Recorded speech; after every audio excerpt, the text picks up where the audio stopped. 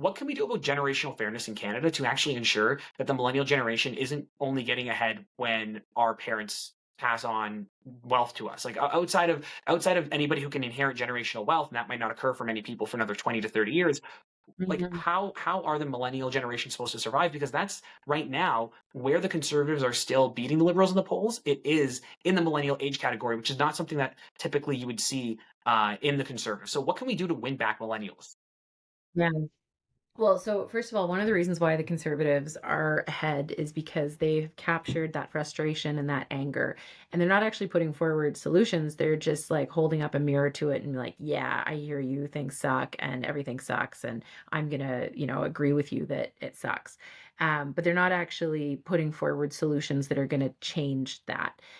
So I put forward a really ambitious housing strategy a few weeks ago that has 3 pillars, and it looks to tackle the housing crisis kind of in a complete way.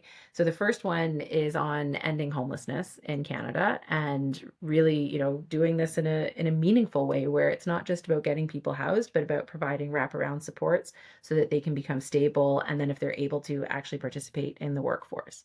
The second piece, which is kind of going in this vein, is about having an industrial housing strategy. We as a government made some significant investments in housing, but it's been 30 years since the federal government, really was involved in housing in a big way.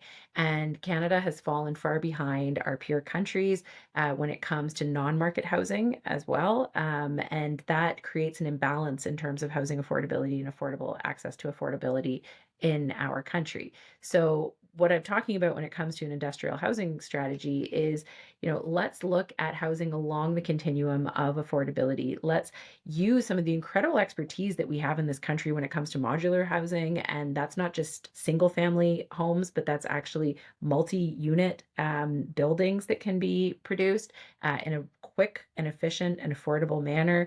Could be tiny homes. It could be co-op housing. Here in Burlington and across the country, there used to be really significant investments from the federal government in co-ops. And this is a great way to get people into ownership, but also to do it along the continuum of affordability. So I want to make big investments in co-op housing and then also to expand not-for-profit housing as well. So let's make sure that we are tackling access to housing along the continuum, and then continuing to invest in programs like the Housing Accelerator Fund that work with municipalities to, get rid of red tape so that we can actually build more houses that are needed in our communities, but doing so in a responsible way. And then the third pillar, and this probably speaks a lot to millennials or Gen Z, but first time home buyers. So we created a program called the First Time Home Buyers Incentive, which would allow an individual to share their down payment with the federal government. But it was only about 5 to 10% that the federal government would take on. That's really not enough to enable a young person, someone who's starting off in their career, to choose to enroll in that program and take advantage of it.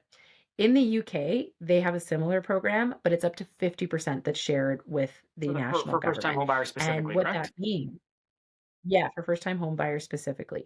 And so what that means is that it enables first-time home buyers to get into the market, to share that equity with the government, to buy it back over time. And, at some point they might take on full ownership of the house, or what they would do is at point of sale, return the part from the government back to the government. So it gets people into the market. And then the idea is over time, as you progress in your career, as your income increases, you can buy back more of the equity for your house and, you are become a homeowner.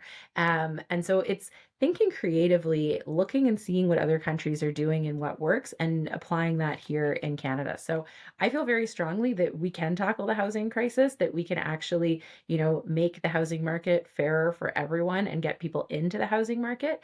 But we have to be really committed to doing it. And the difference with what I'm proposing versus what Pierre Polyev is proposing is that mine will actually build homes and it will actually build communities and it will actually get people into the market. So